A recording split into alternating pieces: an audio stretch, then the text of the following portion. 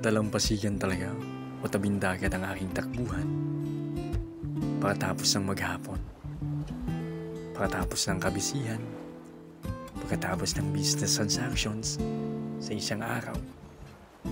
Dito talaga ako tumatambay, lalo na kapag natutuon ko yung ganitong larawan na tila bagay isang portrait o isang painting sa ilalim ng makukulay na ulap habang nag-aagaw ang dilim at liwanag.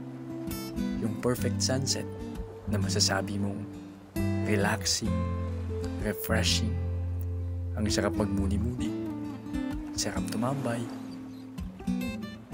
Kasi yun din yung kailangan ng katawan natin at isipan, hindi puro trabaho. Yung mga ganitong bagay kasi yung kadalasan nakakalimutan na natin gawin sa ating mga buhay.